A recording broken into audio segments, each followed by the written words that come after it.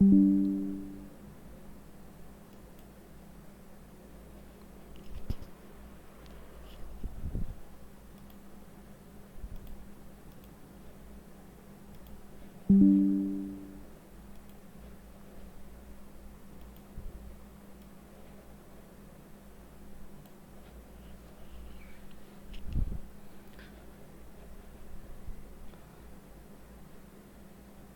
let us begin this live tutorial session number 8. So this is the last tutorial session for this course, DC microgrid and control system, and so we can begin this tutorial by solving this problem number 1.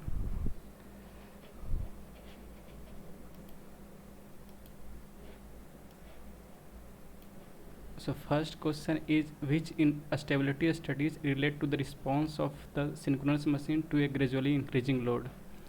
And options are transient stability, a steady state stability, dynamic stability, and all of the above. This question belongs to this power system course, and we have studied these various type of stabilities in power system. There are 3 types of stability: a steady state stability, dynamic stability, and transient stability. A steady state stability refers to the ability of a synchronous machine to remain in a stable state even we are going through even we are increasing the load, like, and from that we can find out the maximum limit for this synchronous machine by gradually increasing the load. So this refers to this steady state stability. And dynamic stability refers to the ability of a system to remain in a stable condition even we are giving through a small disturbances like oscillations, and usually this happens due to the interconnection of control system in the power system. And if we can say system is dynamically stable if the oscillation die out quickly and the amplitudes are not in large range. And if these oscillations are not dying out quickly and the amplitude is increasing, so these are not dynamically stable systems. And transient stability refers to the system in which we are giving large disturbances, and even though it is in a stable situation, and it is like in short, it is in minimum time range. So can anyone give the answer for this problem? You can type your answer in the chat box.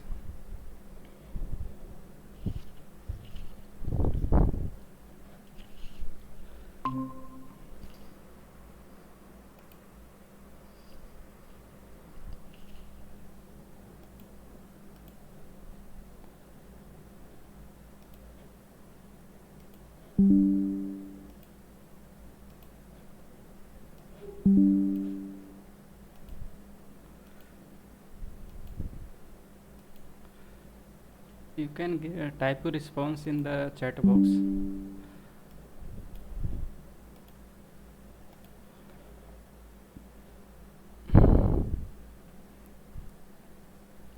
So I have also written out the important points about these stabilities. So 3 types of stability are of concern in power system, and this steady state stability refers to the ability of synchronous machine to remain stable even in the situation of gradually increasing load, and it is concerned with the determination of upper limit of machine loading without losing synchronism, provided that loading is increased gradually, not means you increase suddenly. So this condition should be satisfied for the finding out the upper limit of machine loading. And dynamic stability refers to the response to small disturbances that occur in the system producing oscillations.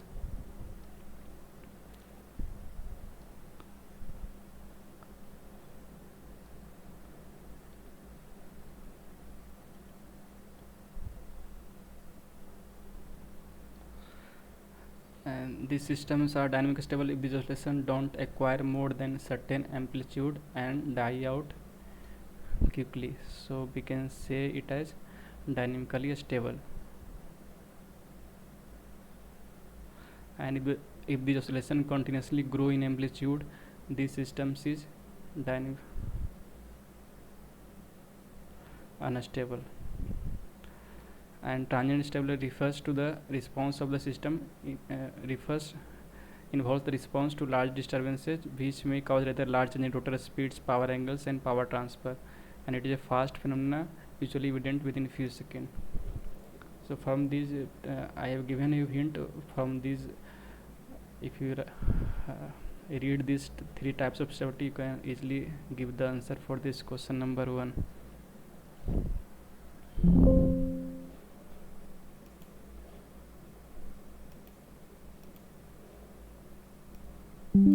Yes, Satyajit, very good. You are. That is a steady state stability.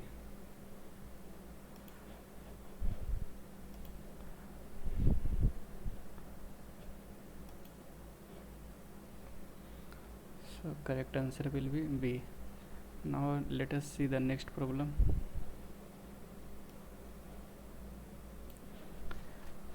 Next problem is a balanced 3-phase inductive load is supplied in a steady state by a balanced 3-phase voltage source with a phase voltage of 120 volt RMS. The load draws a total of 10 kW at a power factor of 0.8 power lagging. Calculate the magnitude of the per phase load impedance. This is a basic problem from the network theory.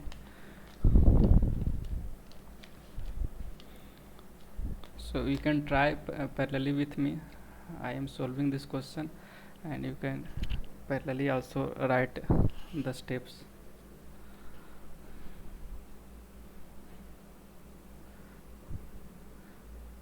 We have given this phase voltage 120 volt RMS.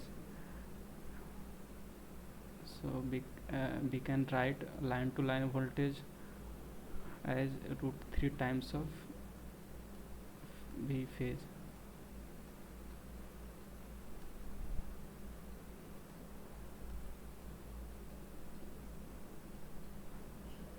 It comes out to be 207.85 volt, and the load draws a total of 10 kilowatt at a power factor of 0.8 lagging. So active power PL, 3 phase active power it is given. So 10 kilowatt is the 3 phase active power that is load drawing, and power factor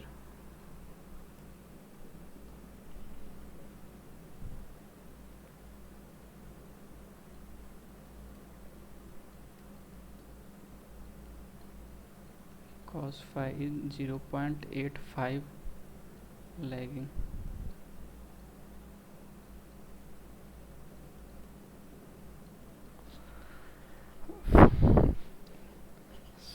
Here it is asking about the per phase load impedance. So for that we can calculate first the current value.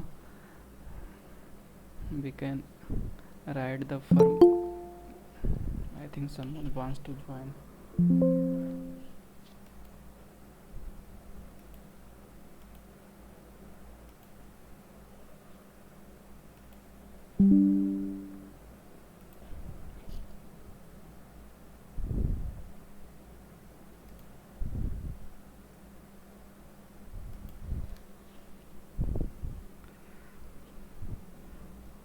So 3 phase power load is a triangle. We can write root 3 times of VL line to line I cos phi.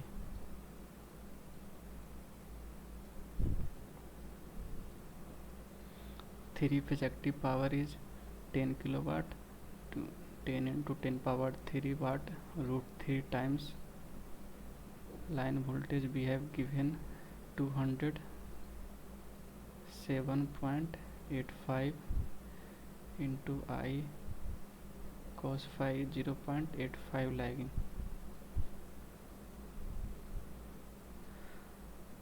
So from here you can get the I current value. 32.68 ampere. This is the magnitude of the current value that is load is taking, and if you want to calculate this current in phasor form, then you can simply write magnitude of phi at the angle of, because lagging power factor, we can write cos inverse of 0.8. It comes out to be 32.68 minus 31.78 degree.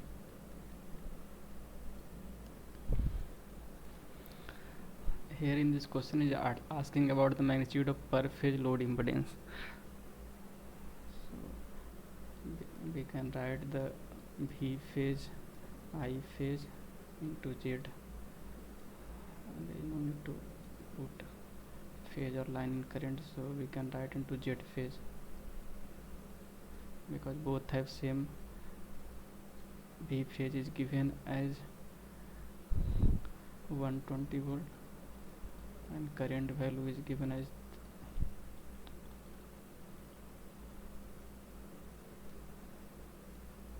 32.68 to Z phase. Z phase comes out to be magnitude of per phase load impedance 32.68. It comes out to 3.67 ohm.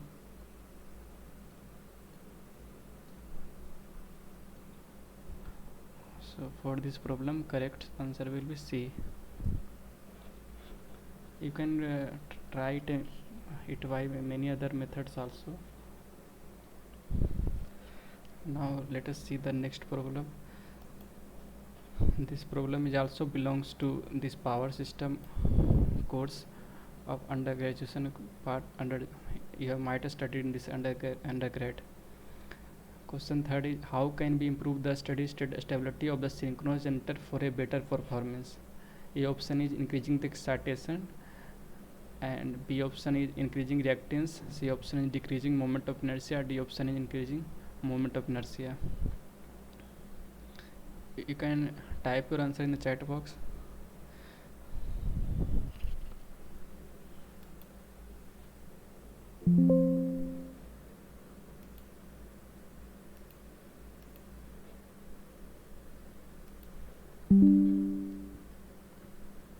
Trupti, Murugesan, Satyajit,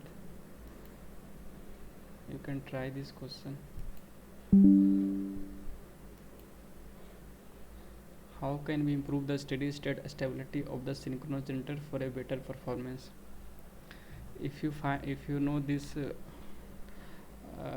means power, a steady state power flow through a generator to the bus, the equation is P is equal to EV sin delta divided by X. From there you can get the solution for this question.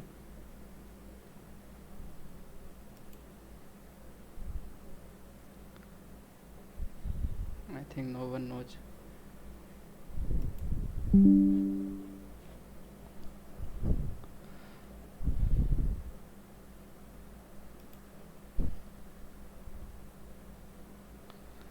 We know that like steady state electrical power flow for lossless generator or transmission line, we have equation is EV divided by X into sin delta, and maximum power capable, we can write it as the EV divided by X.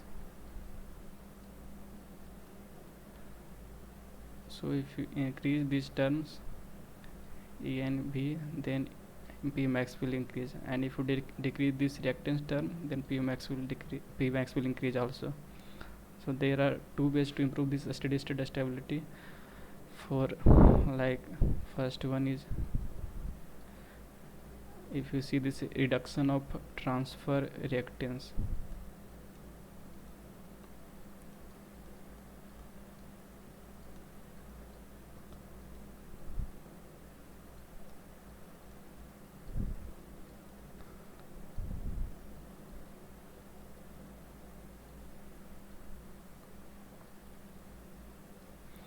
And how we will reduce this transfer reactance that is connected between the generator and the bus?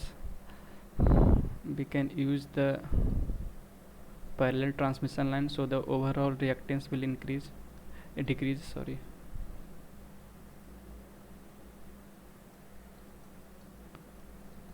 Use of additional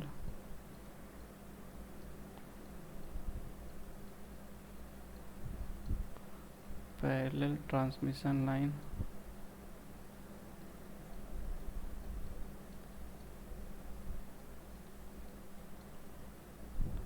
and if we use series capacitive compensation, so that will also reduce this reactance.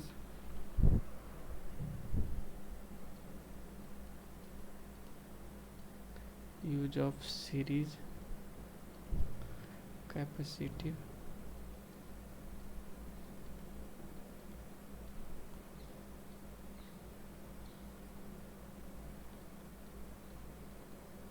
transmission line compensation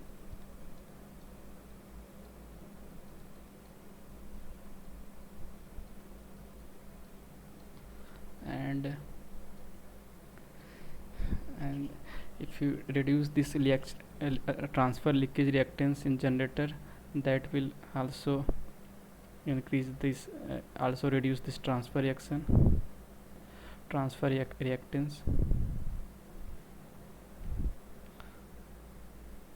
A smaller transfer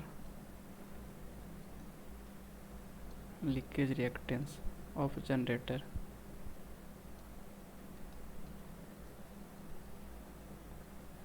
So this is the first way. Other ways you can just simply this increase the excitation value of generator by that will increase E, and you can also increase the V by using a static parallel static VAR compensator, or like using a statcom devices. Second way is that increase in the magnitude of V, magnitude of both voltage, increase in the magnitude of voltage levels, that is E and V. From this we can improve the steady state stability. Now you can able to give the answer for this problem. So what do you think? Which option should be correct for this?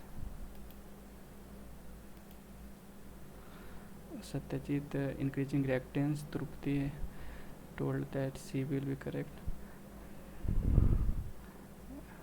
It is good that you are trying. So the correct answer will be the excitation, by which we can increase the magnitude of this E value.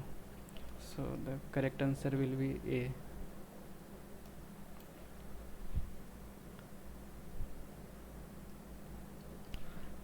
Let us see this next problem.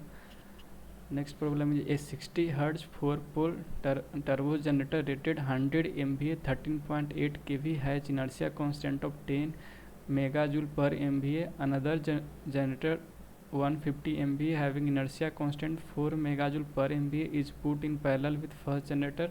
Find the inertia constant for the equivalent generator on a base of 50 MVA. And the options are 24, 12, 32 and 23 megajoule per MVA.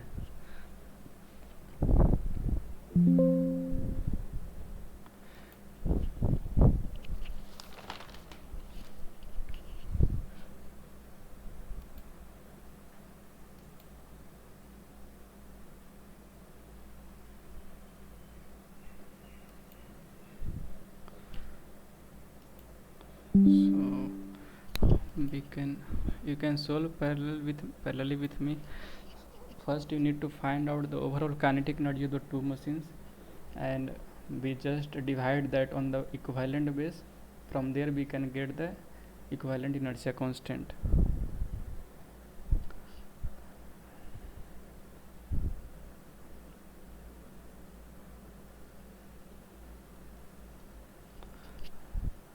The kinetic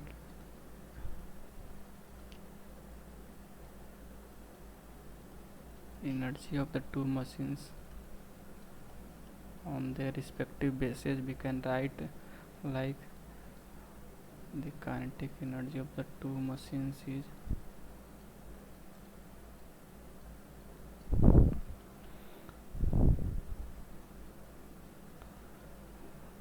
G1 rated power of first machine, first generator, and inertia constant of second generator plus G2 machine, rated power of second machine, and inertia constant of second machine.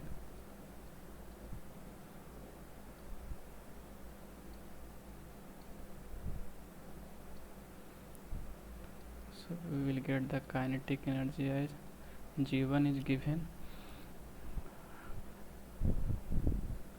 100 MVA and H1 is given 10 megajoule per MVA. So 100 into 10, that is kinetic energy of the first machine, and then plus G2 is given, another generator is 150 MVA with inertia constant 4 megajoule per MVA. For that 150 into 4, we get the overall kinetic energy as 1000 plus 600.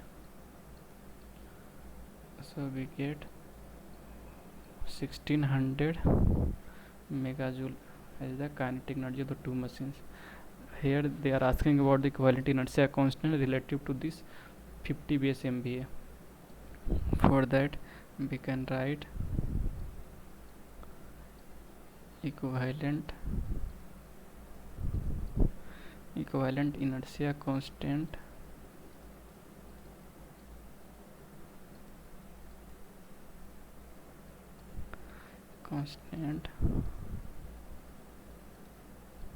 relative to the 50 MVA base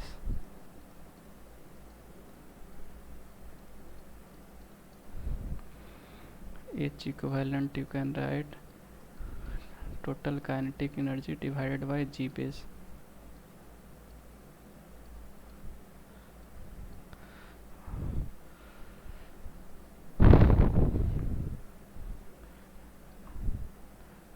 (1600 megajoule is the total kinetic energy, and system base is given as 50 MVA. So divide this, how much you will get? 32 megajoule per MVA. So correct answer will be C.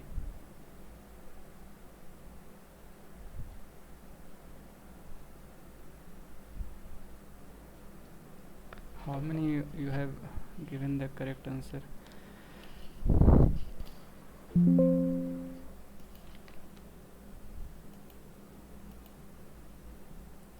Okay. So next question is very basic one, that is based on wind power system. We have already solved so many questions from this wind power. So the question is, wind power does not depend on. Options are pitch angle, blade shift area, tip speed ratio, and ideal gearbox.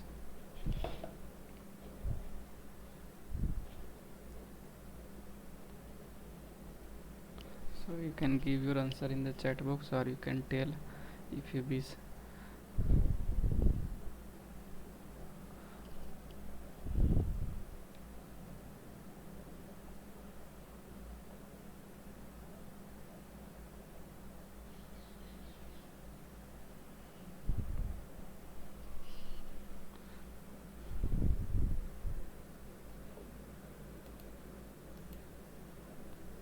Okay, D. Satyajit, Trupti, they have given answer as D. Nice. So this is correct. If you see this formula of wind power, that is Pt is equal to Cp into P naught, power coefficient, and P naught is the power drawn from the free wind. So these terms will included in this power equation, and this ideal gearbox will not include there. So correct answer will be T. Now let us see the next question. Which method improves the power system transient stability? And the options are low speed fault clearing, high speed enclosure of circuit breaker, low valving, all of the above.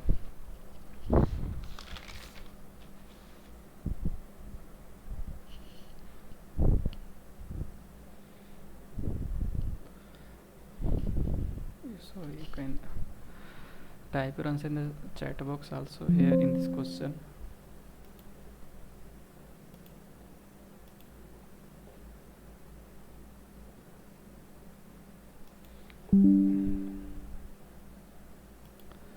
So I have mentioned the methods to improve the power system transient stability, and for that, if we have improved steady stability, that is also way to improve the transient stability.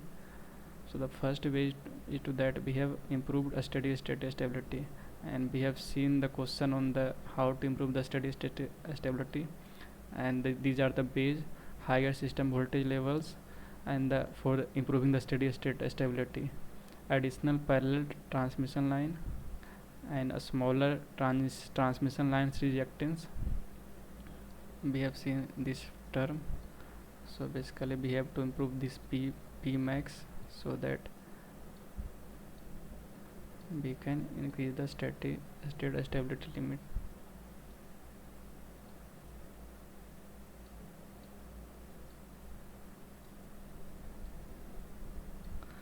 A smaller transfer leakage reactance of generator, series capacitive transmission line compensation, static var compensators, and fax devices. And another ways to improve this transient stability are high speed fault clearing, high speed reclosure of circuit breaker, and the single pole switching that allows the immediate isolation of the faults from the remain healthy system, large machine inertia, lower transient reactance, fast responding high gain exciter, and fast valving. So from this you can see that low speed fault clearing will degrade the power system transient stability, so this will not correct answer. And second option is high speed enclosure of circuit breaker, that will be correct. As fast as the circuit breaker will trip, then we can ensure the more power system transient stability. Low valving is also incorrect, it should be higher for increasing the power system transient stability. So the correct answer will be B. And the next question we have is like which of the following assumptions are commonly made in transient stability studies. We have some assumption before we study transient stability studies, so this is also a theoretical problem. You can give your response in the chat box.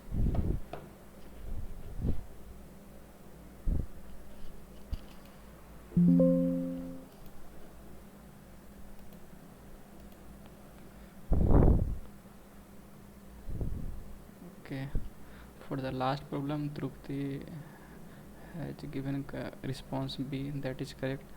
And for this 7th number problem, what do you think, what should be the correct answer? Which of the following assumptions are commonly made in transient stability studies?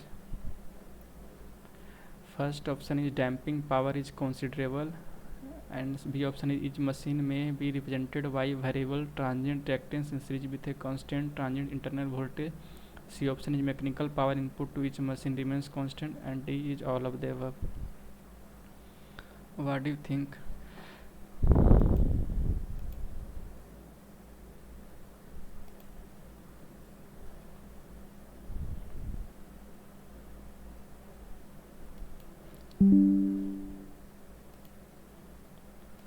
This is theoretical type question, at least you can guess also.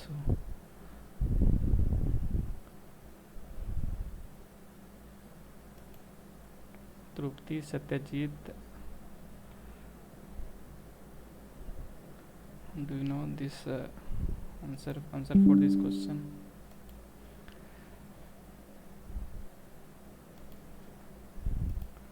So if we see the common assumptions made during transient stability studies are transmission line and synchronous machine reactances resistance are neglected. So both the resistance of transmission line be considered as lossless. Both of them, transmission line and synchronous, be considered them both line resistances are neglected. Since resistance introduces a damping term in the equation, so this gives pessimistic result. Also we neglect this damper winding, which again it also introduces this pessimistic result, and variations in rotor speeds are also neglected, and mechanical input to generator is assumed constant. We assume the mechanical input PM as constant, and the governor control loop is also neglected. And further we have generator is modeled as a constant voltage source behind a transient reactance, neglecting the voltage regulator actions. And further loads are modeled as constant admittances so that it can be added into the burst admittance matrix. So if we see the assumptions we have written here, from that damping power is considerable. If you see second point, it should be neglected, so it will be incorrect. And B option is each machine may be represented by variable transient reactance in series with the constant transient terminal voltage. So we assume this constant transient reactance, so it is also incorrect. This part is given in this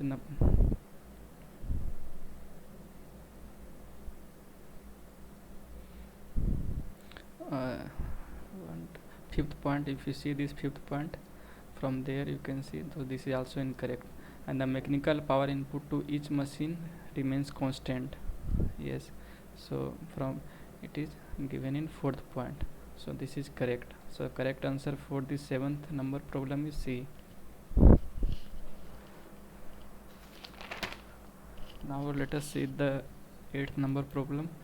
Find the maximum steady state power capability of a system consisting of a generator equivalent reactance of 0.4 per unit connected to an infinite bus through a series reactance of 1.0 per unit. The terminal voltage of generator is held at 1.0 per unit and the voltage of the infinite bus is 1.0 per unit. And the options are 1.061 per unit, 1.61 per unit, 1.31 per unit and 1.656 per unit.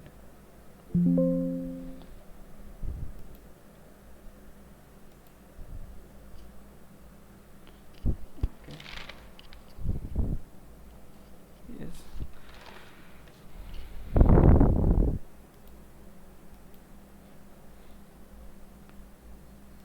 Yes, Satyajit, the answer for the last problem is C. You have given the correct answer. Very nice. So, Satyajit, do you have any doubt? No, sir. No, sir. Yeah. It's fine.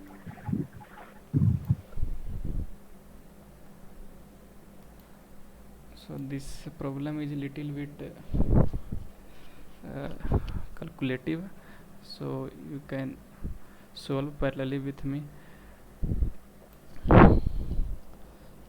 So here we need to find out this maximum steady state power capability of system.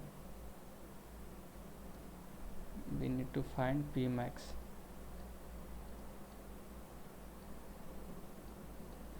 For P max we need to know this internal voltage of generator Eg, and then we need to know this voltage at the load bus, voltage magnitude at the load bus, and then we need to know this reactance value, direct axis reactance of synchronous generator, or you can say synchronous reactance of generator, and transmission line reactance X. So what this we don't know this Eg, we know V, XD is also known, X is also known. We need to calculate Eg so that we can find this P max.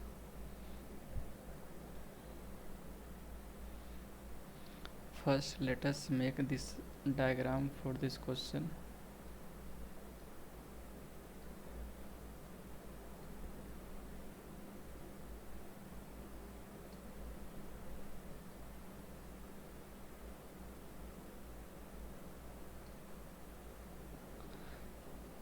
Infinite bus is given, So what do you mean by infinite bus? Can anyone tell?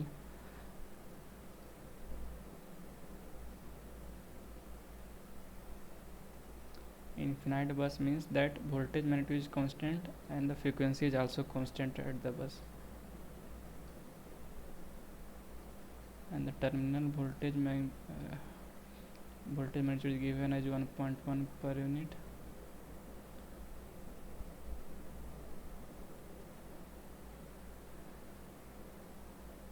Sorry, here it is 1.1 per unit, so it is mistake.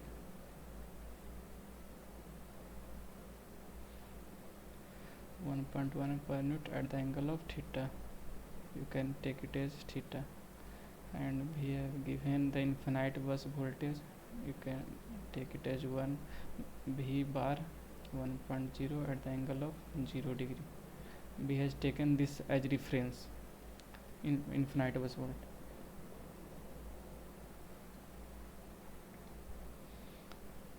And it is connected to infinite bus through a series reactance of 1 per unit, 1.0 per unit, and this generator equivalent reactance direct axis reactance is given as 0.4 per unit, and you just assume this voltage of generator Eg at the angle of delta. So this is the symmetric diagram for this question. So we can apply KVL here. Assume the current flowing in the line is I bar. So if you write KVL in this loop, what we can write?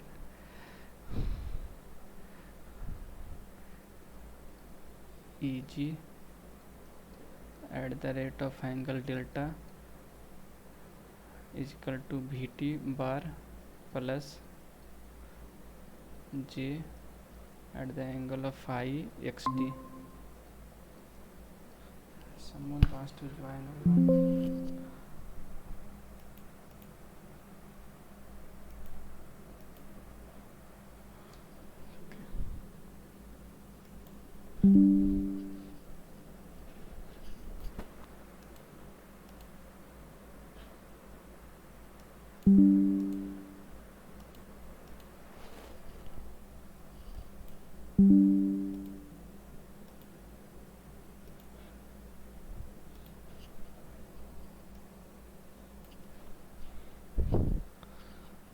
So you can take it as first equation and then we write second equation from here. From here you can directly write the value of current Vt minus V divided by X.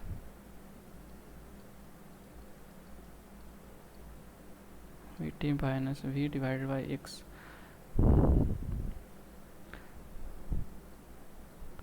So we get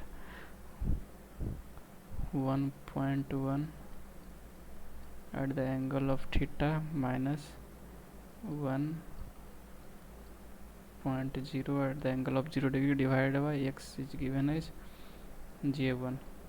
Don't forget to put this J, otherwise, because here we did not represent this imaginary term J value, so keep this in mind, otherwise you will do mistakes in the exam.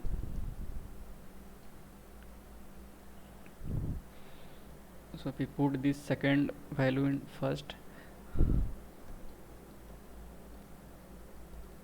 putting the value of second into first.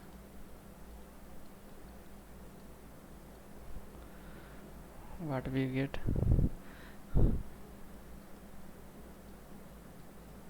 We get Eg at the angle of delta, that is Vt plus J. Sorry, it's written. So Vt is given as 1.1 at the angle of theta plus j, you can write it as 1.1 angle theta minus 1 at the angle of 0 degree divided by j1, and xt is given as j into 0.4. so j will be cancelled out, and further we can write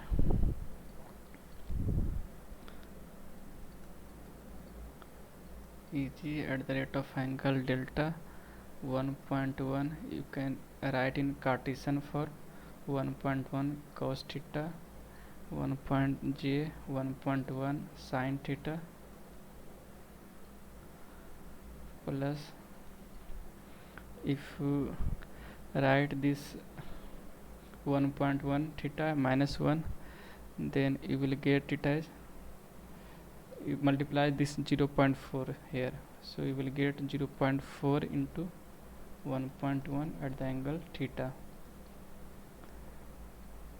So from here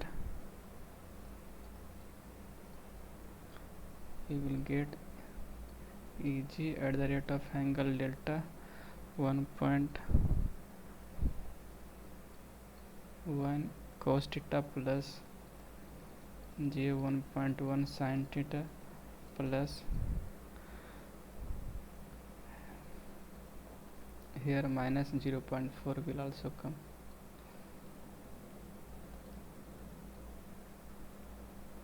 minus 0.4, so plus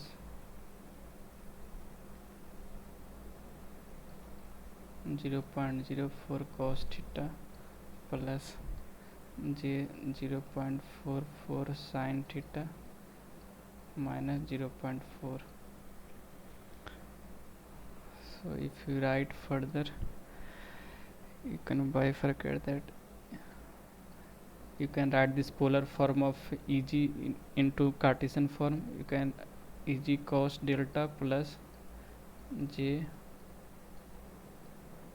Eg sin delta. And then if you write, means partition this real and complex terms, then you will get 1.54 cos theta minus 0.4 plus j 1.54 sin theta.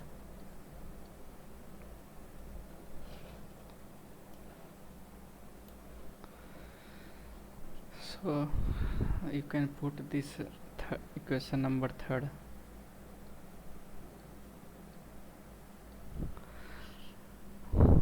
So for maximum steady state power capability is reached, what we need to do? We need to put delta is equal to 90 degree. Here it is asking about the maximum steady power capability. For that we need to put that delta is equal to 90 degree. Delta is equal to 90 degree. Put this, putting delta is equal to 90 degree in 3rd. So what you will get? You will get real part is equal to 0. Real part of 3rd is 0. So if you do this real part is equal to 0, you will get 1.54 cos theta minus 0.4 is 0. Then you can write, from here you will get theta term as 74.9 degree, approximately 75 degree. So we get Vt, then we will get Vt as 1.1 at the angle of 75 degree. Now take it as 4. Now this, putting this 4th value in 3rd, we need to find out the Eg. So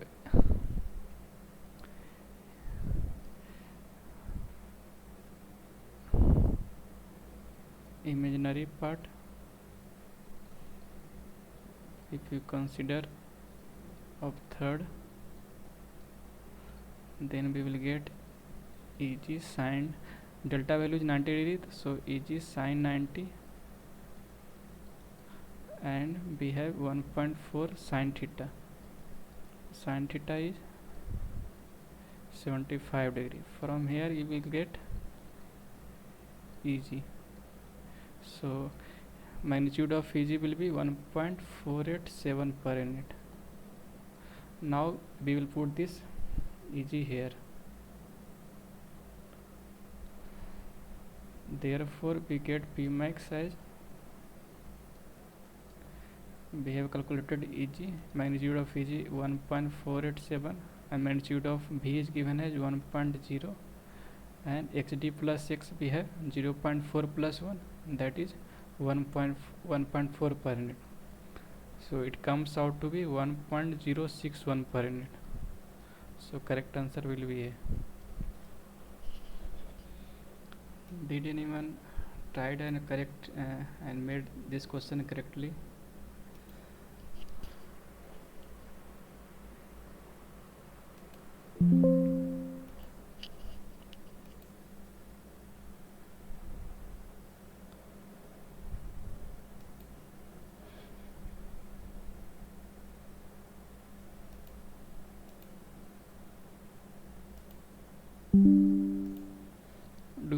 Do you have any doubt in this question? This is little bit calculative. I think you might have understand this problem.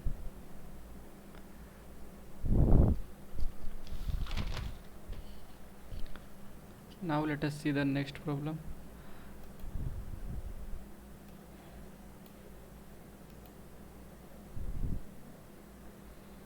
Next problem is synchronous generator capable of developing 500 megawatt power per phase operates at a power angle of 8 degree. By how much power can the input shaft power increase suddenly without loss of stability?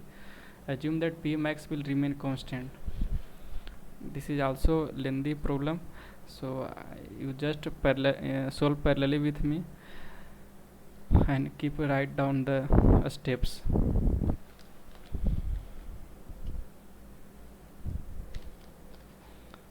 Let us first consider sudden increase in input shaft power, let be Pi. Consider a sudden increase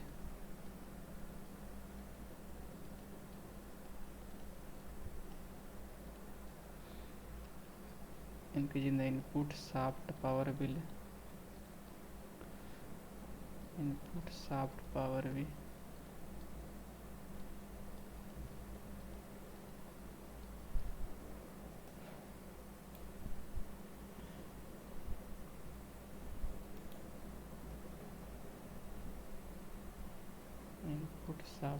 be represented by Pi.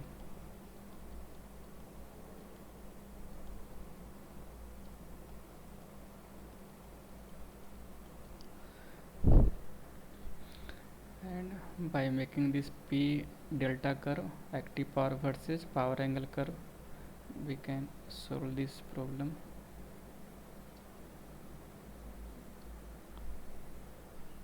So this is the maximum capability of synchronous generator, P max, and let the initial operating power is given by PE naught, and according that power angle is given as delta naught, and we increase this increase in the input shaft power by and represent it as PE1 delta 1. So the final operating power will be given as, after increasing the shaft power, is Pi, and it is represented as PE1.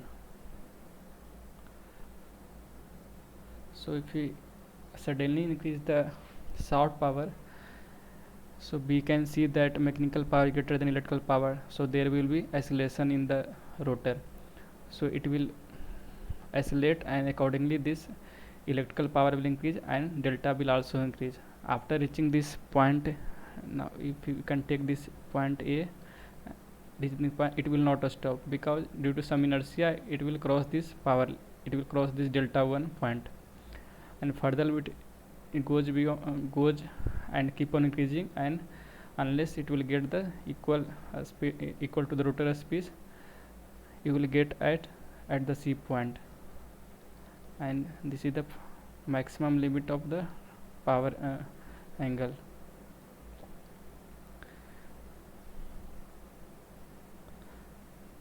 So from the equal area criterion, if you see for transient stability, this area from figure, it is not clearly easy to visualize this area as A1, and consider this area as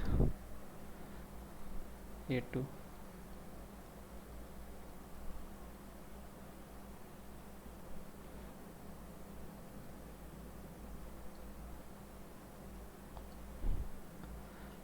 From the equal area criterion, this must be equal to, so that the it will remain in stable situation.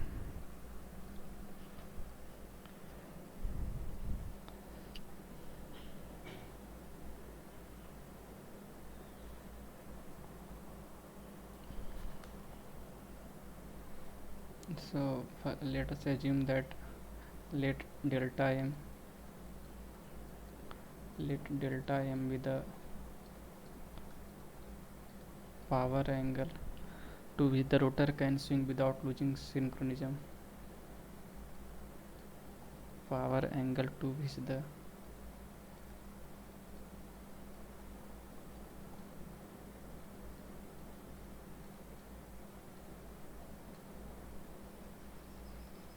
rotor can swing without losing synchronism.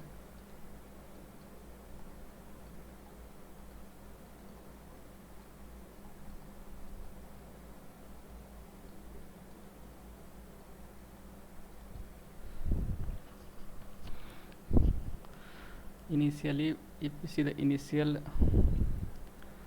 operating condition, we have given as PE naught. PE naught you can write P max sine delta naught, and we have given P max also as 500 megawatt. Sine delta naught sine 8 degree. Delta naught is given as 8 degree. So from there we can get P naught as 69.6 megawatt.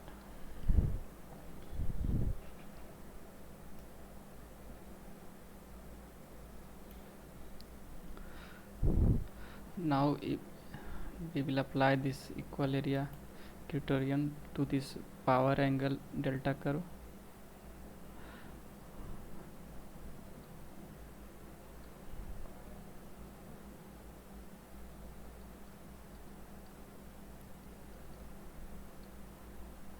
Applying equal area criterion.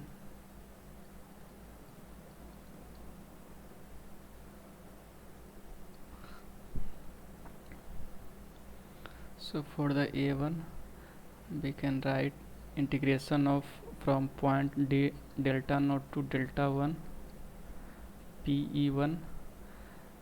This minus PE1 is the constant, and this one is the sine curve. So PE1 minus 500 sine delta. PE1 500 sine delta to the whole d delta is equal to delta 1 to delta max, this term. So and delta m you can also write it as pi minus delta 1. So directly we can write pi minus delta 1 500 sine delta sine curve minus this P1.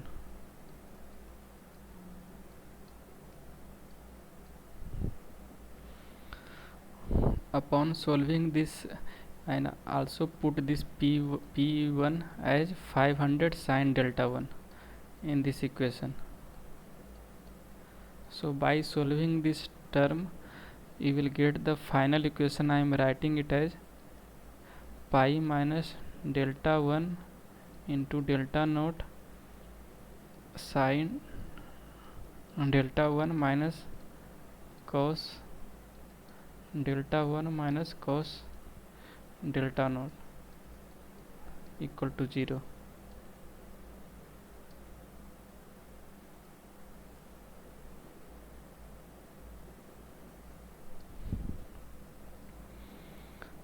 And if we put this delta naught as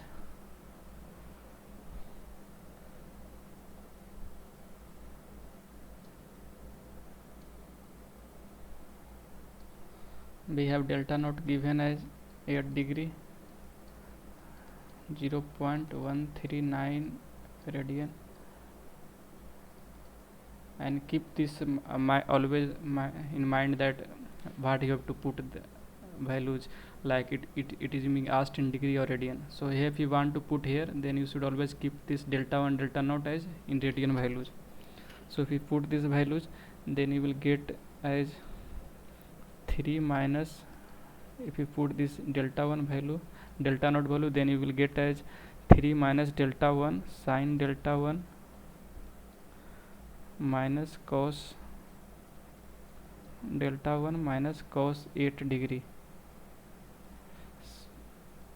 So we will get, so this is non-linear equation.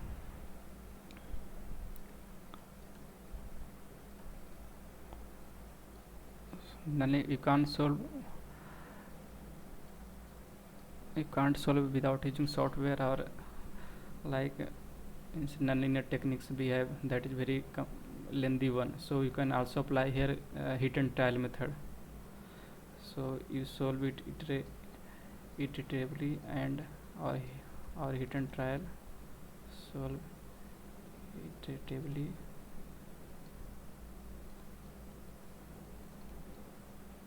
or hit and trial method.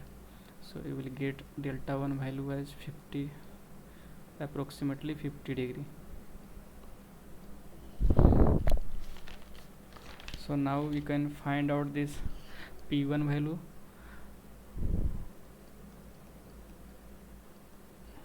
P1 value as 500 sine delta 1. So we will get 383.02 megawatt.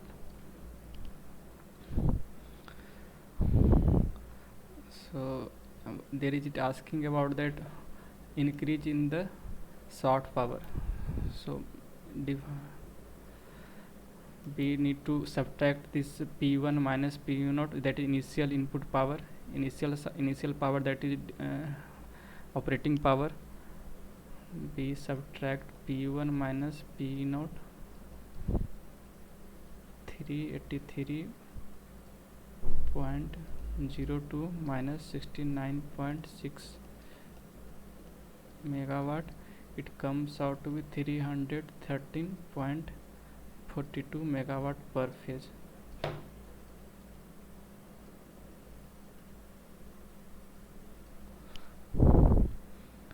And here it is asking in 3 phase. So what we can write, 3 into 313.42, we get 3 phase power of input shaft. So 940.3 megawatt, that is 3 phase input shaft power should be increased. That will be increased, maximum increase input shaft power, so that our system will remain in synchronism. So by this amount we can increase the input shaft power without the loss of stability. So the correct answer for this problem is 940.3 megawatt.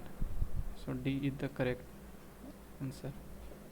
Now let us see the next problem. In the hybrid storage system, which of the following device helps for high frequency switching transients? A option is supercapacitor, B option is capacitor, C option is battery, and D is none of the above. What do you think? You can give your response in the chat box.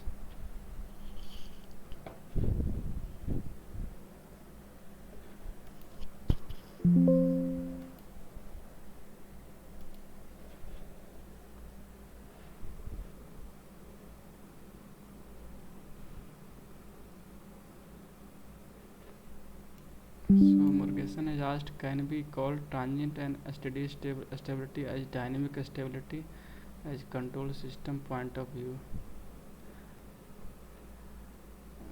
If we see in power system, then dynamic stability refers to the response of system in case of a small disturbance like oscillations we can see, and whereas transient stability refers to large change, very big disturbances, like sudden one part of power is means like in fault, or we can add or remove loads, very heavy loads. So that refers to this transient stability. Whereas this steady stability, that gradual increase in loading of this synchronous generator. So I think we can't say transient and steady stability as the dynamic stability. Okay, we are asking about this control system point of view. So this might be, but according to power system stability, we can't say all these three are equal. And how to design physical PID controller for load frequency control?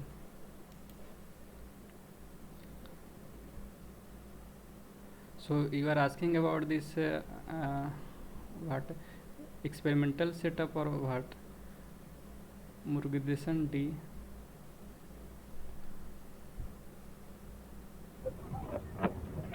Yes, sir. Yes, sir. Experimental setup. Okay. In our lab setup, we can't implement this using experimental setup, but we can implement it through like this what, using op-amp. I think so.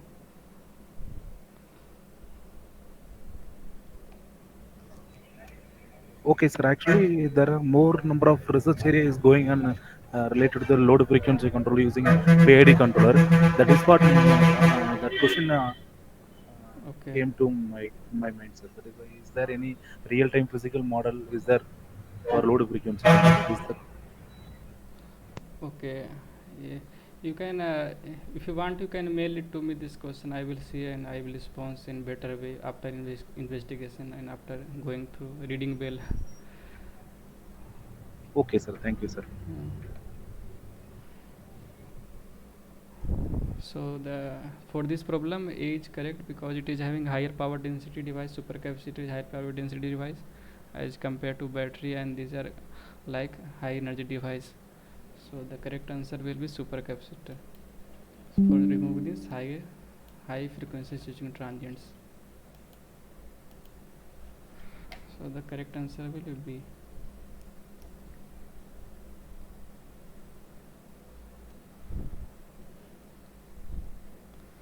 Next problem is, which of the following is the best method for determining the stability and transient response?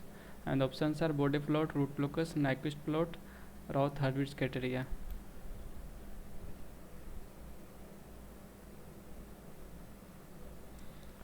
For that, you can also give your response in the chat box.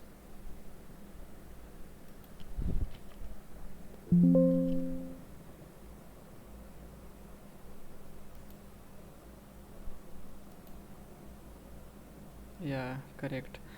B is the correct answer for the solution because it gives the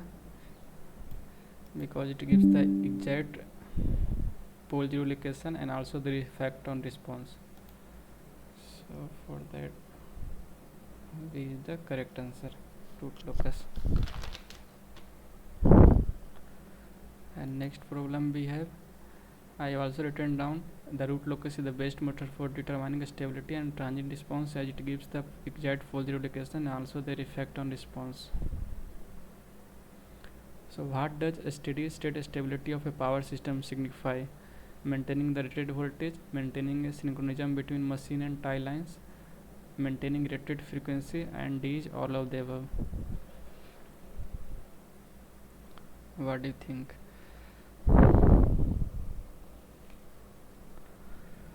It for this steady state stability part, it is not always need, means it is not about maintaining the rated voltage frequency.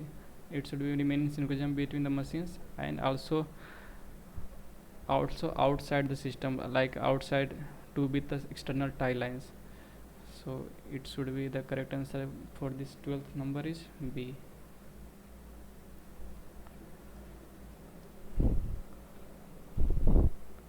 And so I have written down these 2 points. A steady state stability is defined as the capability of electrical power system to maintain its initial condition after small interruptions, or to reach a condition very close to the initial one when the disturbance is still present.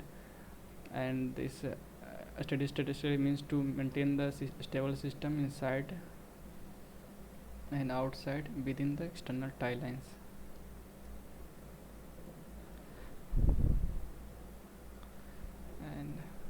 And next problem is, how can we check upon the transient stability of a power system?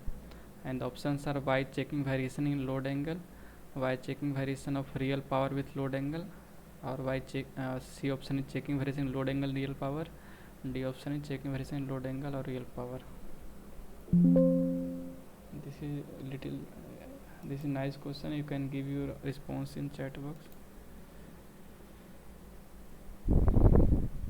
DB. Okay.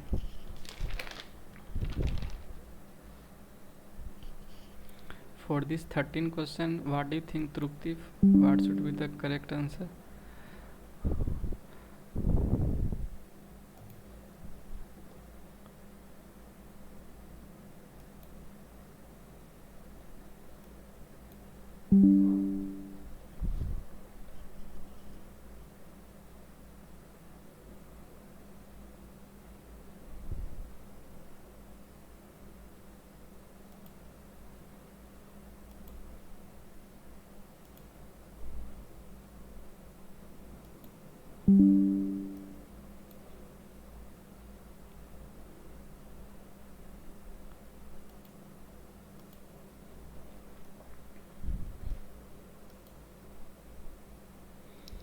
So for transient stability, means for checking the transient stability, the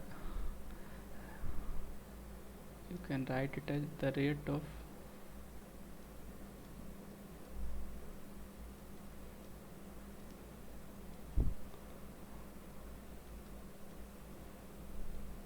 you can refer to the standard power system book, but I can write like, means for this question I can write down that the rate of change of load angle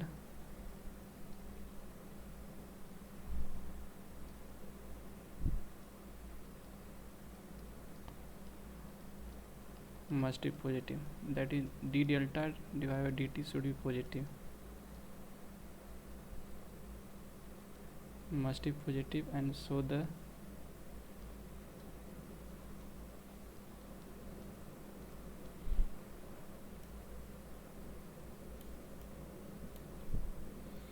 the change in real power variation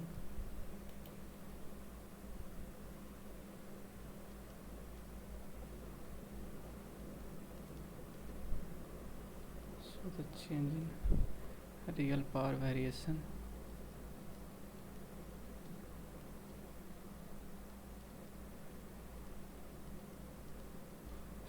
real power variation in order to satisfy the supply demand.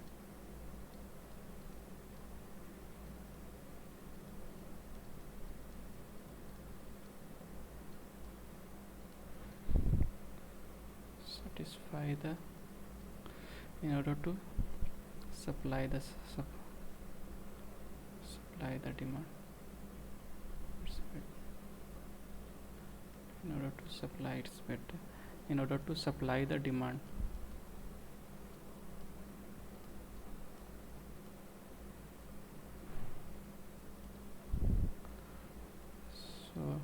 the rate of change of load angle must be positive for that, d delta divided by dt positive, and the power variation with respect to, you can write delta p divided by d delta should also be positive. So the first correct answer for this question number 13 is C, checking variation in load angle and real power.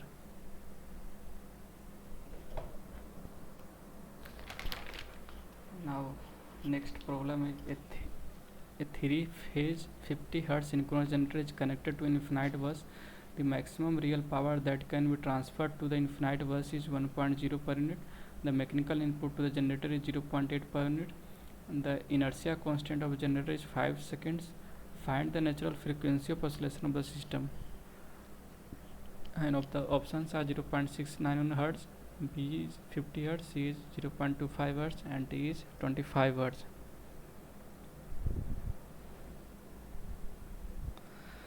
So this is little bit calculative question, so we can solve, and you just keep write down, and if you face any problem you can ask in between.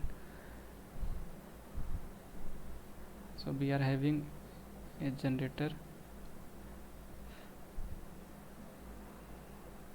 and it is connected through infinite bus.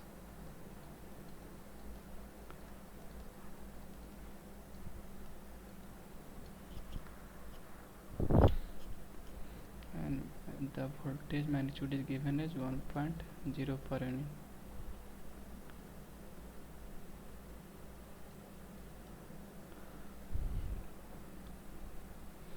So we know that natural frequency of oscillation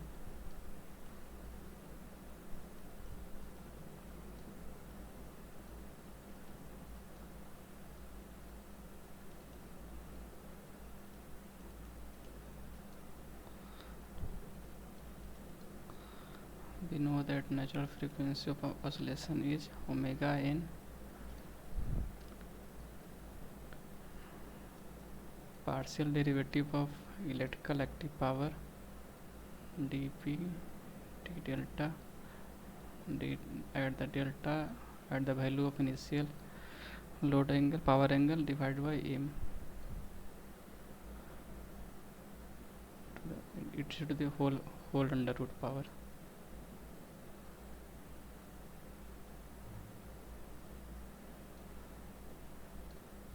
This is the natural frequency of oscillation.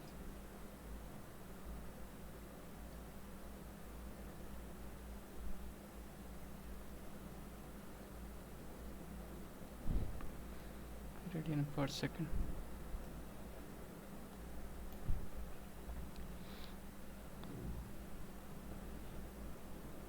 So here we have given P max as 1.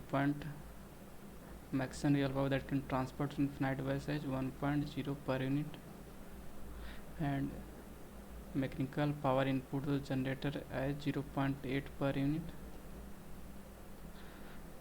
and the inertia constant is given as h is given as 5 seconds. So we can write initial operating condition as Pm is equal to Pe as Pmax sin delta naught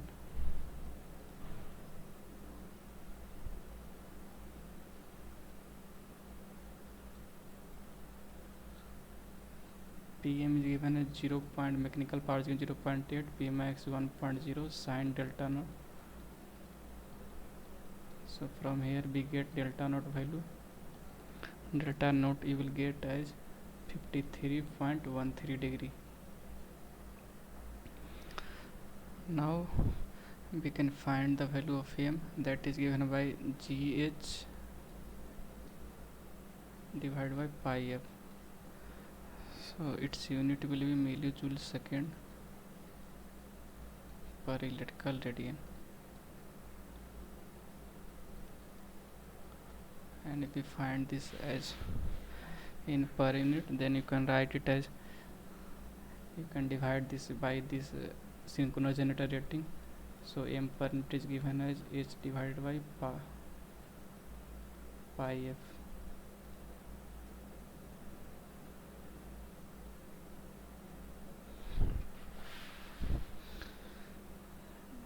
h is given as 5 second, pi into frequency is given as 50.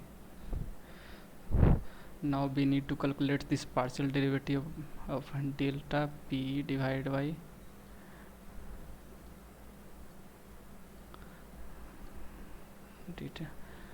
partial derivative of electrical power at the initial power angle.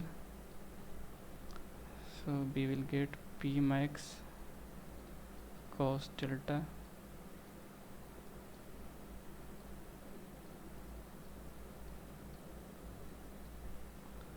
p max we have 1.0 cos delta 53.13. It comes out to be 0.6.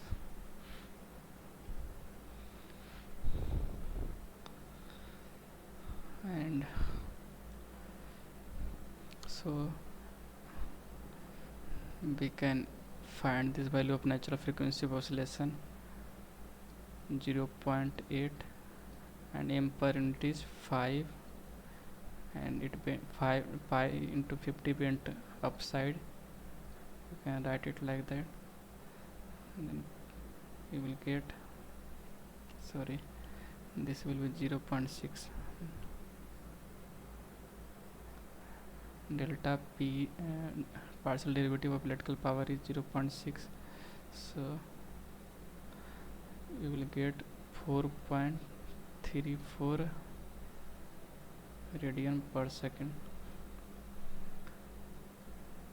We need to find in natural frequency of oscillation in hertz, so divide omega n divided by 2 pi, 4.34 divided by 2 pi, you will get 0.691 hertz.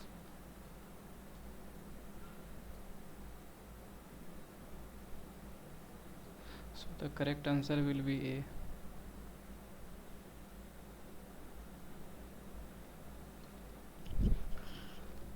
I think you might have solved this question. This is very basic question from power system course.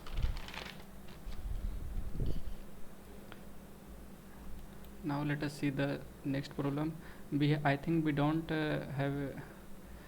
we did not solve question earlier based on this power DC microgrid topology. So I have included this question in this last session, so that you will not face problem in your final exam, and you can revise all these DC microgrid topologies or configuration here. So which DC microgrid configuration customers have the option to choose 3 different voltage levels, and the options are unipolar, bipolar, and C is both A and B, and D is none. You can give your response in the chat box.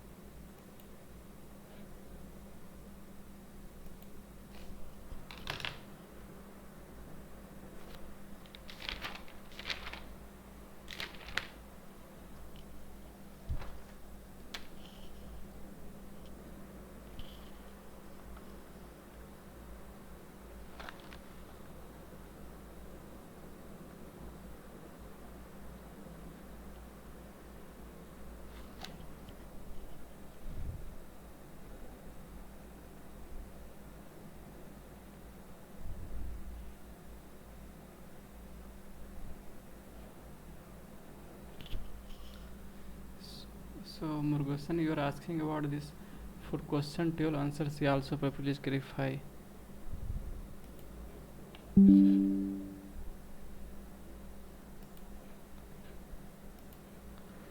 So what does steady state stability power signify? Maintaining the rated voltage.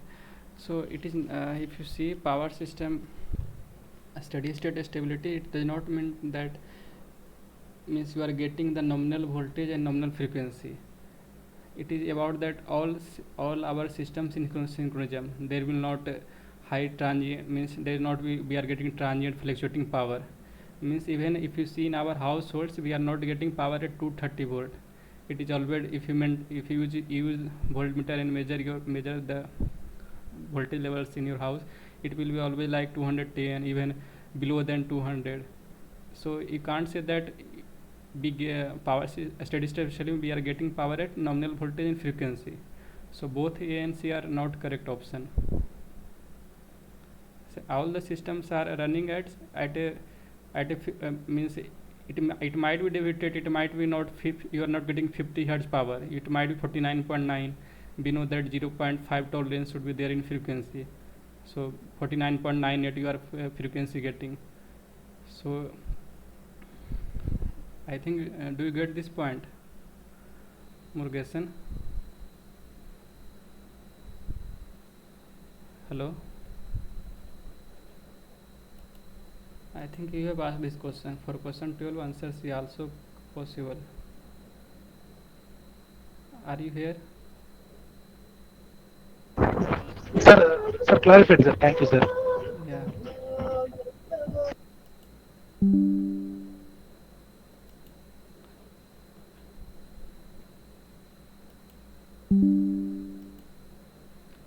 Now for this we are solving this question.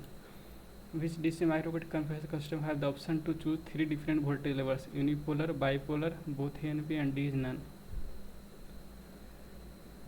These are also important for your final exam, so be attentive and try to solve this question.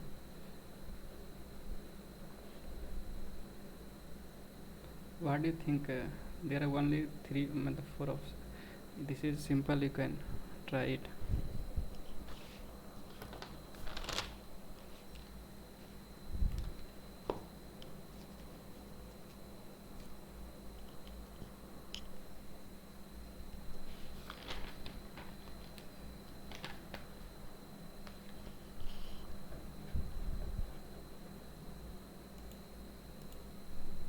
Bipolar, nice. So it is correct. In unipolar you are having two voltage levels, while in bipolar you are having three voltage levels.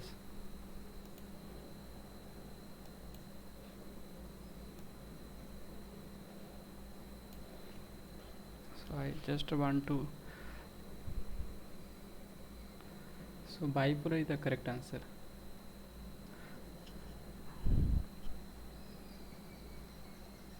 So if you want to differentiate between this unipolar DC microgrid system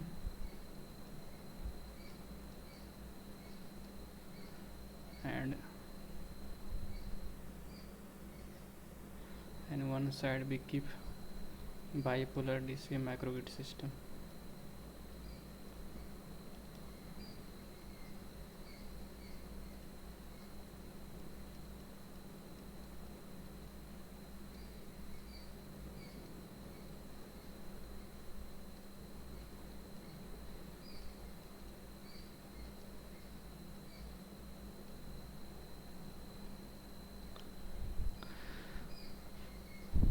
For unipolar you can say it is little bit economical, but it is not widely used due to less reliability and less stability.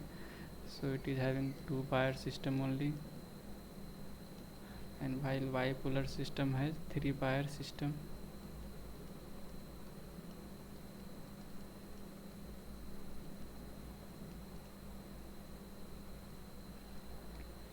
It is having two voltage levels, plus VDC and minus VDC. While if we say in bipolar DC microgrid we are having three voltage levels, plus VDC, 0, minus VDC. So first one is simple point, you can write it offers two different voltage levels.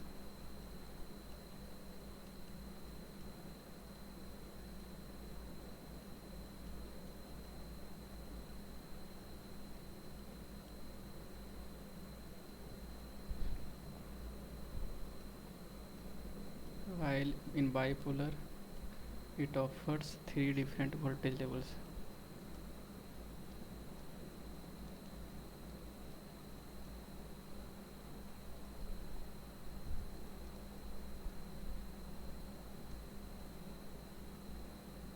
how we will get different voltage levels? Plus VDC, minus VDC, and 2 VDC. And here we have plus VDC minus VDC.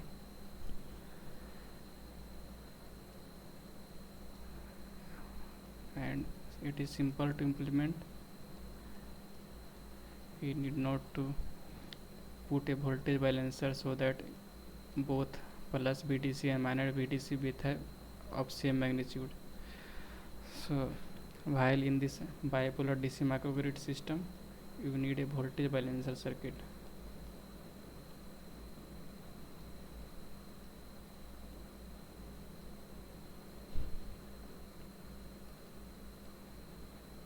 Both polarity voltage should be equal for that, or a voltage balancer circuit or a suitable control system, or a suitable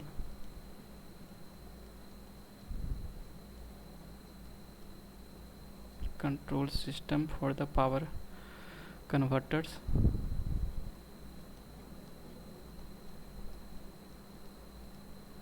For the power converters,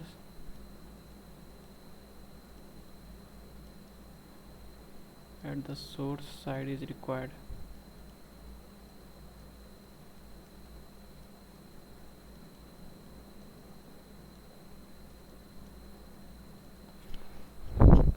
And here there is no chance of asymmetry, while in this case bipolar you have asymmetry.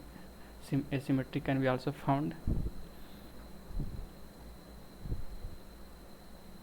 So in a polar there is no chance of having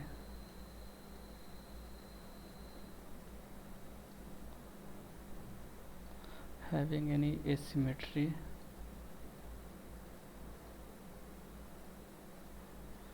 Between the DC poles.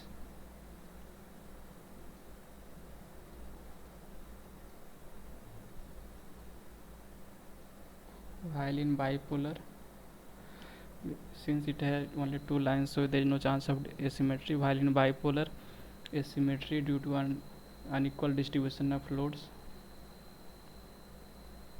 Asymmetry due to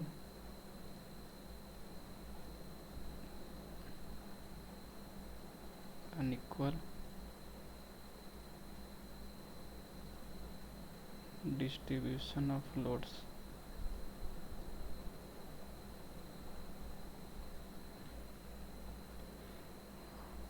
And last point, we can write it as it is non-redundant.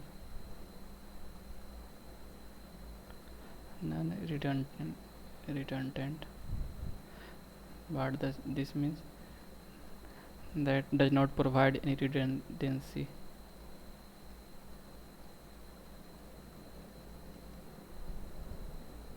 Does not provide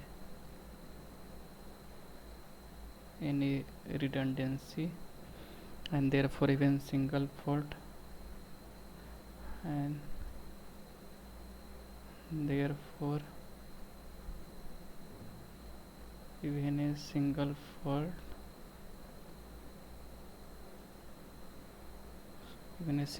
fault can lead to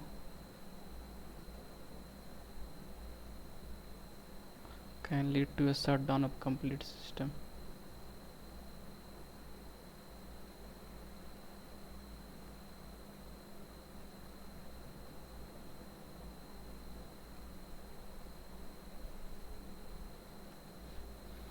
While in this case,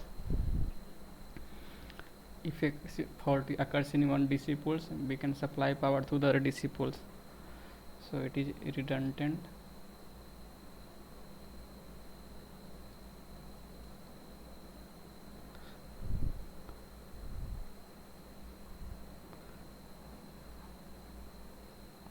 Under a fault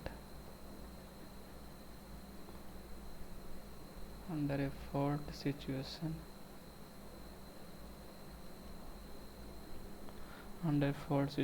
in one of the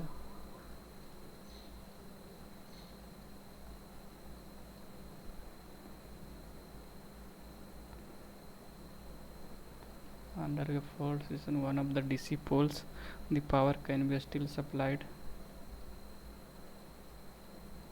The power can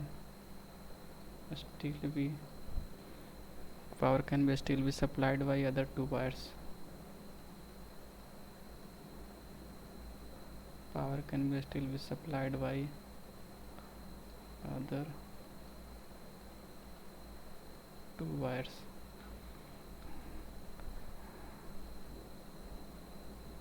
Other two wires and an auxiliary converter.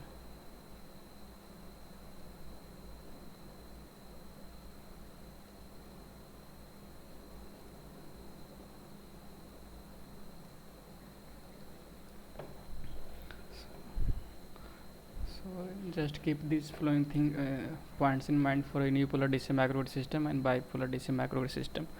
So we can see that for this bipolar DC microgrid system we have better reliability, availability and power quality, and even in this fault situation it can be supply power to the loads.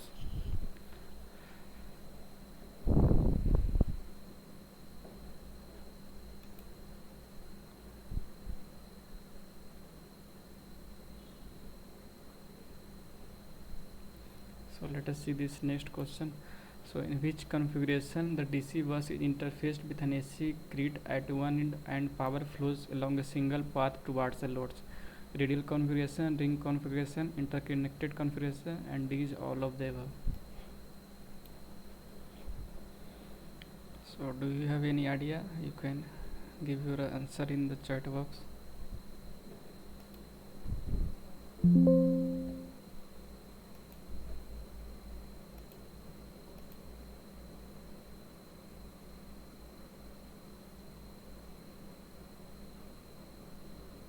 Please give us the features of Nyquist stability and where it is used.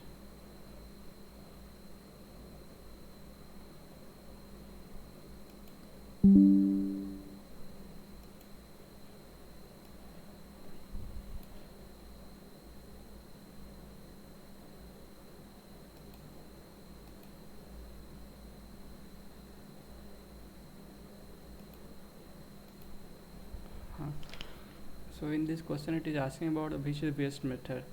So why considering that we have best method root locus, because it tells about the exact stability. While if you see means in spite of this root not only root locus, Bode plot and Nyquist plot tells about the exact stability thing, but if we consider Hartsville criteria, it tells about the relative stability.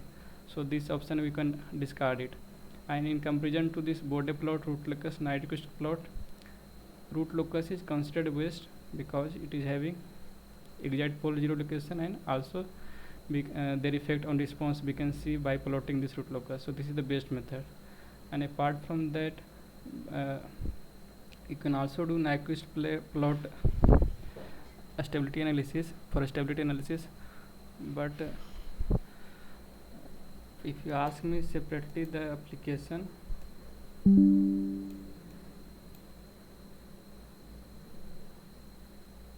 where it is used for stability analysis, we can use this Nyquist plot also and Bode plot also and root locus also. Generally for designing this PI controller we use this Bode plot. From there we can easily find out the gain crossover frequency and phase margin. From there we can analyze the transient response and so that we can better tune this PI controller.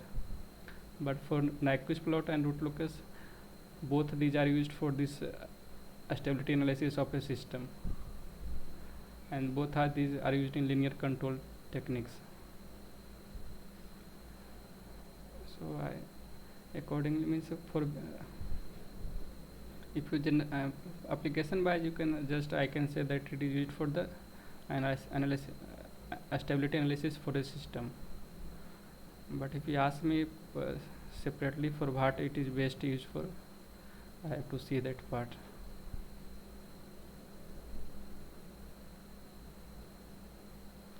So now come to this question number 16. So in which configuration the DC part is interfaced with AC grid at one end and power flows along a single path towards the loads?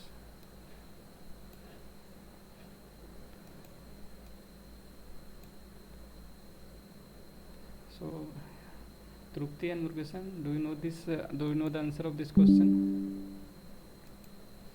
I think we don't have more time. So just I am giving. So we will go faster. If you have question in between, you can tell me. I am not seeing the chat box. So if you divide this DC microgrid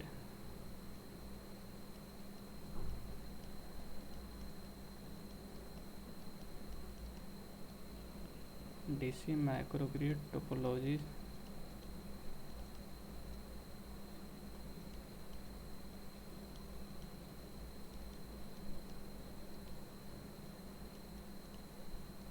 or configurations to interface a DC microgrid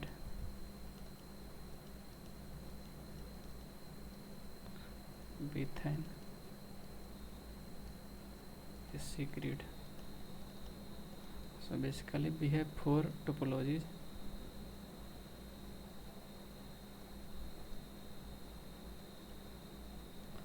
First one is radial configuration. You might be familiar with this term in power system also. Radial configuration, and second one is multi DC configuration.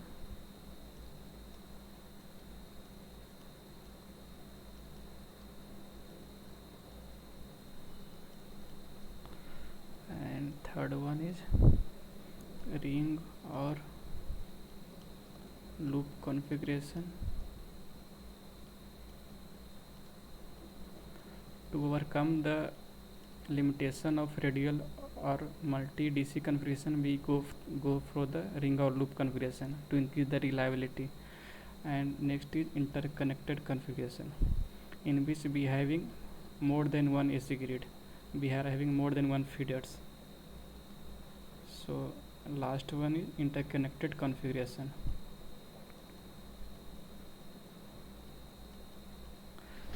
And if you see the difference, both are, we can, multi-DC configuration is also of a special type of radial configuration.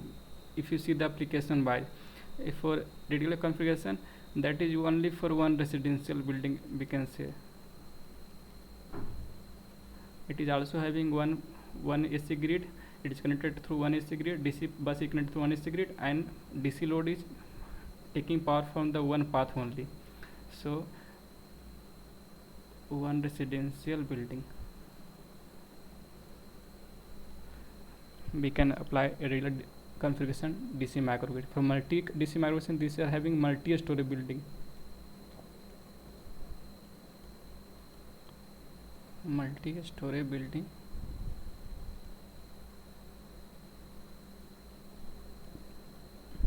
or a local community.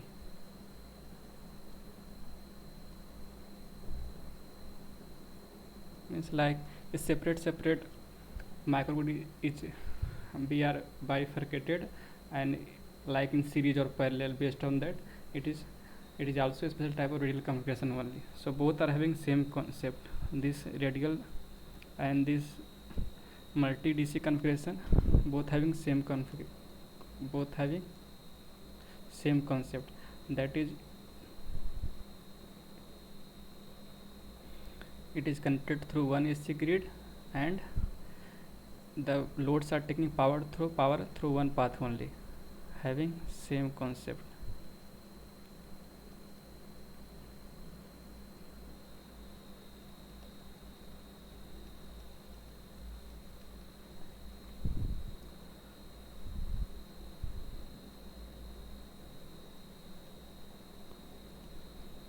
That AC grid one side, and power flows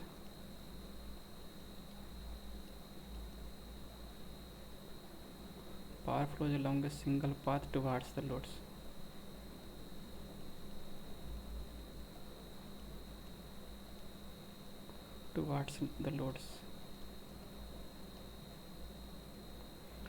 And while radial configuration, So these are having less reliability. While to increase the reliability, we go to this ring or loop configuration. There is closed loop type system. And for interconnected connected configuration, we have more than one supply from the AC grid. So you can write for interconnected configuration, we have more than one AC supply from the grid. If one AC supply failures, even in that situation, our DC microgrid configuration will work. More than one AC supply from the AC grid.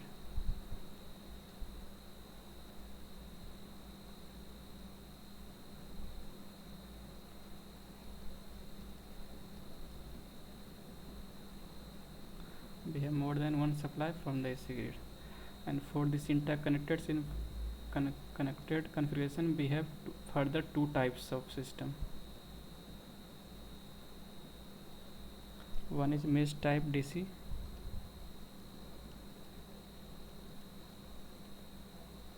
It is called MTDC, and for MTDC microgrid. And further we have zonal type DC. In which symmetrical microgrid configuration we can observe there. Zonal type DC, ZTDC microgrid.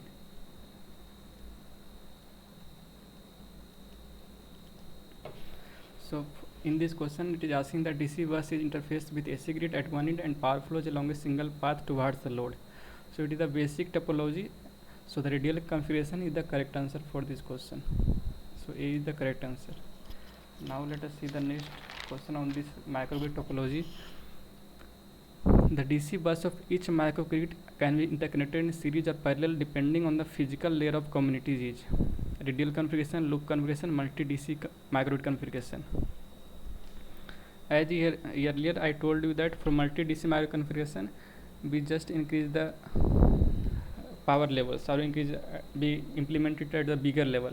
So we have implemented in multi-story building or a local community, not in one residential building.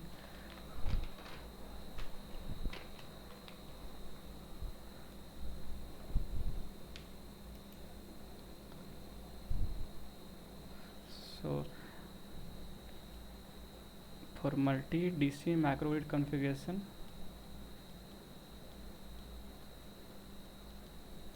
it is also a special type of radial configuration only, but it is having implemented in multi-story buildings or a community level within interconnected in series or parallel. Multi-DC microgrid configuration. So it is having two types, series or parallel, based on the dividing the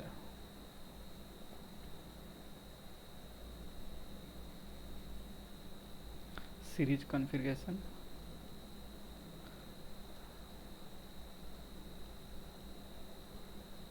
Parallel configuration.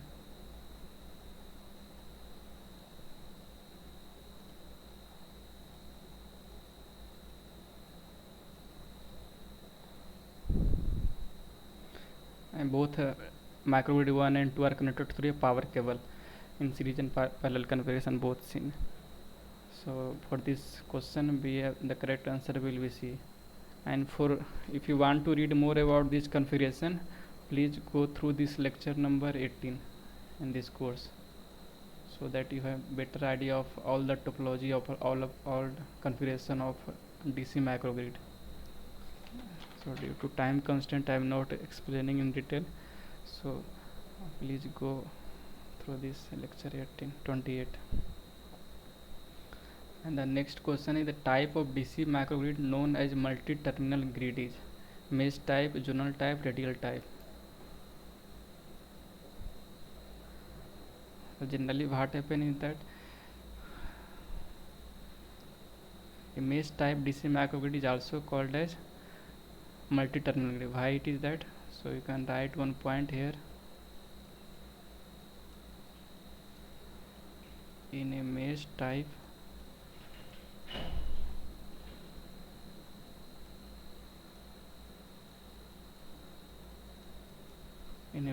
DC microgrid, also known as a multi-terminal grid. because it is having more than one supply from AC grid, more than, because it has more than one feeders.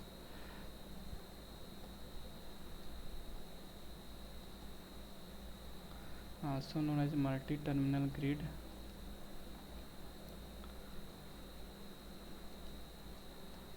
More than one AC grid,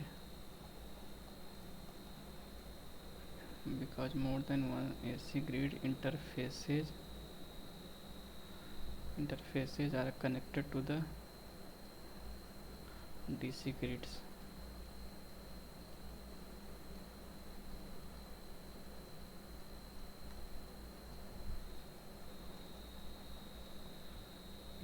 Each through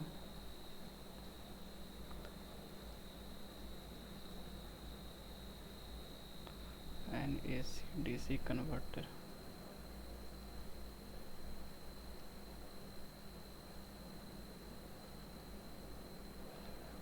So in a mesh type DC microgrid, which is also called a multi-terminal grid, more than one AC grid interfaces are connected.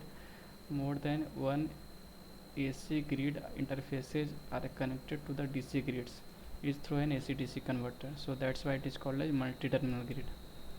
And next question we have on this microgrid topology is, which DC grid architecture consists of cascaded DC microgrid system with a symmetrical configuration? So for that we have for this question the correct answer is zonal type. We saw that for interconnected configuration we have two types: mesh type DC microgrid configuration and zonal type DC microgrid configuration. Mesh type is simpler one, while in zonal type DC grid, while in zonal type interconnected configuration, the DC grid architecture consists of a cascaded DC microgrid system with a symmetrical configuration. And if you want to see the diagram for this architecture, you can refer the lecture number 18. So you can write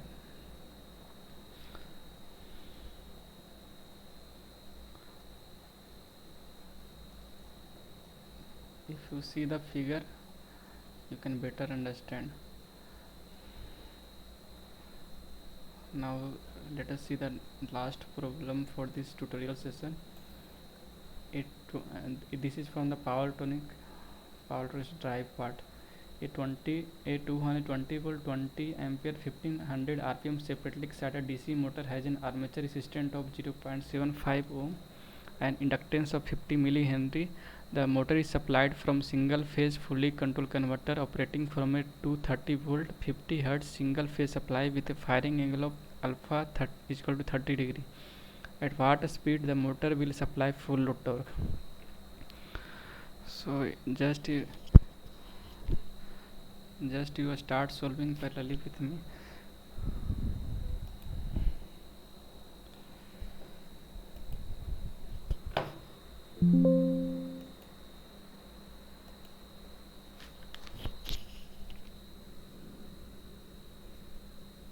So Murugan D has been asking about the microgrid rating configuration. So if you saw that we generally consider the maximum rating as 10 MVA for the microgrid.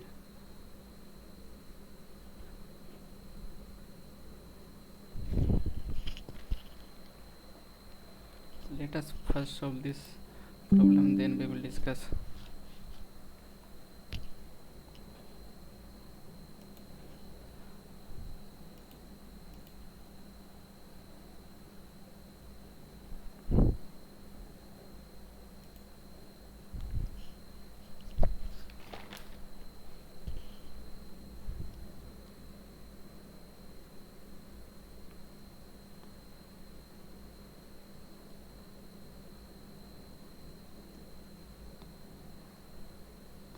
DC motor having armature resistance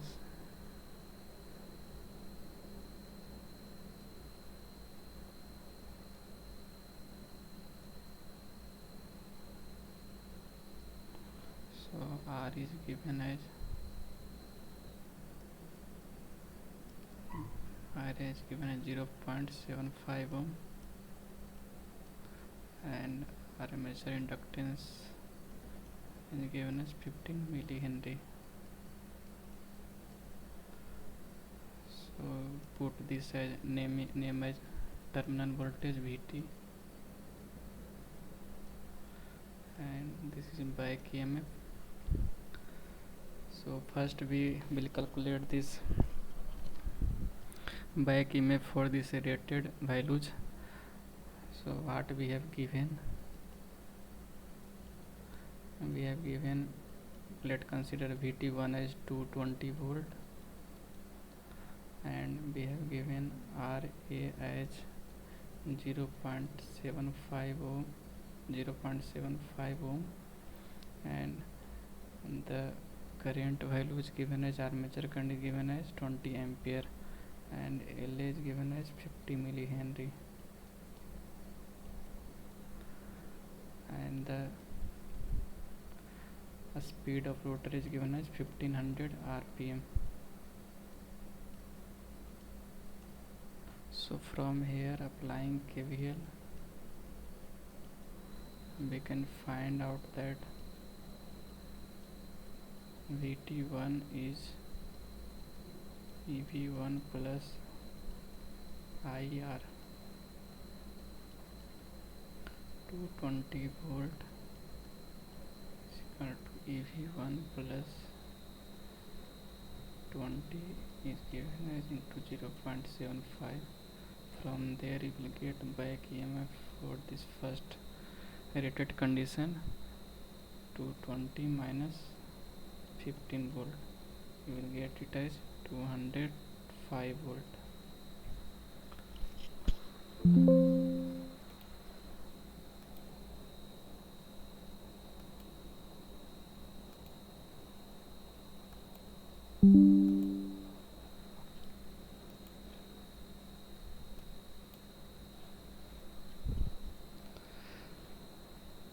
Now what happened? Now this single phase fully controlled converter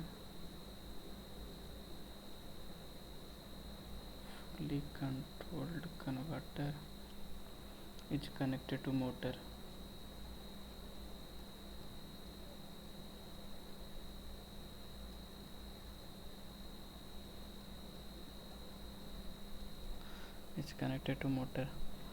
So for that we take the terms as Vt2. For Vt we can find the Vt2 to Vm divided by cos alpha,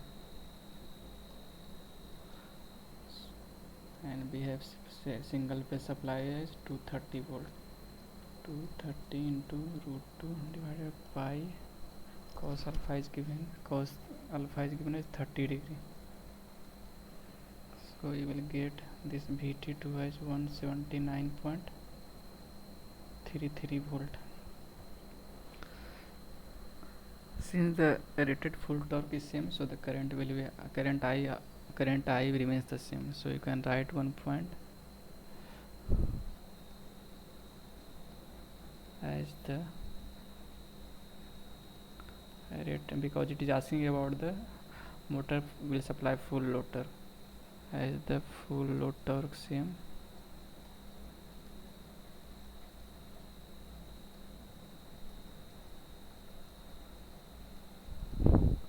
The current remains same, so we will take I is equal to 20. The current remains same. So again applying KVL, Vt2 is equal to EV2 for finding out this back EMF plus IR. IR will not change. From that V22 is given at 179.33 plus, this will be EV2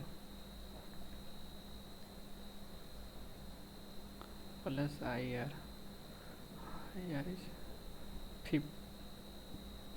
15 volt. So from here you will get back EMF for this condition as 164.33 volt.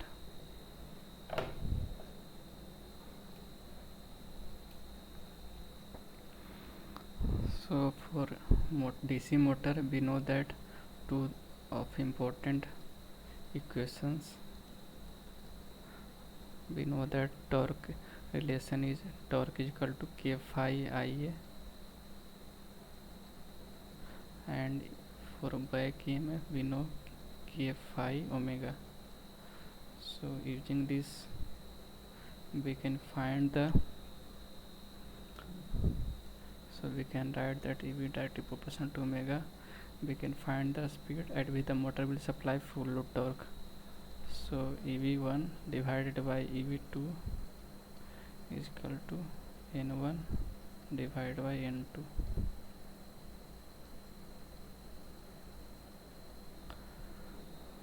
We have calculated EV1 as 205 volt and EV2 as 164.33 volt and N1 as 1500 rpm. N2 from here we can get it as, and we get N2 as 1202.41 rpm.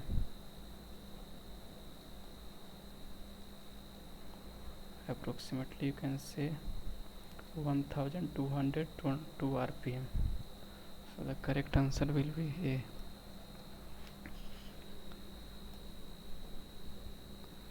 I hope you understand this question. If you are having doubt, you can ask me.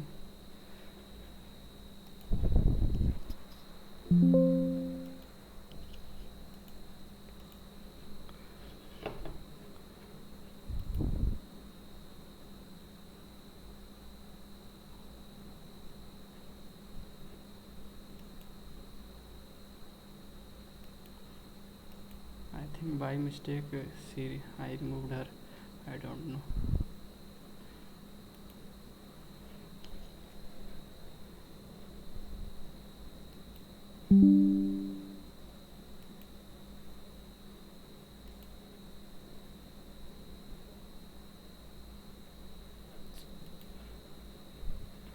So Murugasan, what you are asking? What is the microgrid rating?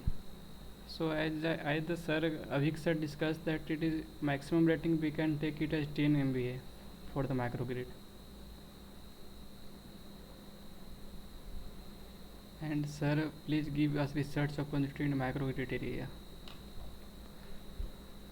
So there are many, means like if you see that due to integration of distributed generations, we are having power generation at the distribution level. For that we are having this term microgrid. So and this integration of DG is not a means like the power flow, and we have the stability not in the as the conventional power system, means power flow bidirectionally, and that's also changing the whole scenario of this means condition of the conventional system as compared to this modern power distribution system. So conductivity of power due to that also power to converters are more in that modern power distribution system. So better conductivity, better conductivity of power flow, and better this protection system should we have. So there are many things we need to explore in that area. And also due to this DG we are having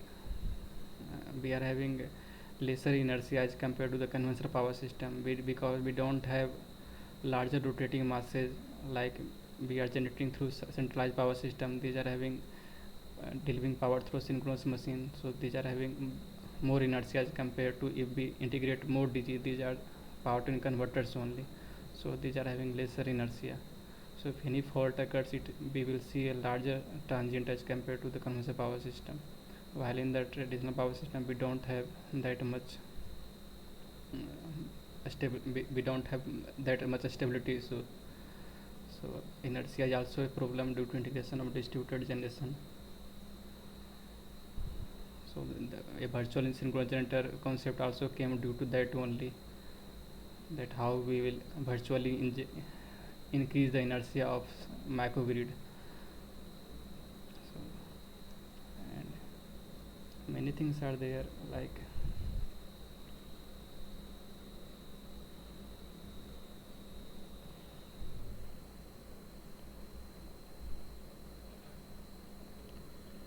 Okay, Mukesan, if you do you have more questions? No, sir. Thank you, sir. Thank you very much, sir. Thanks. Thanks for joining. I think thank you Trupti Mukesan for continuing for I think this class went to for 2 hours. So thank you all, and I will just end up this session.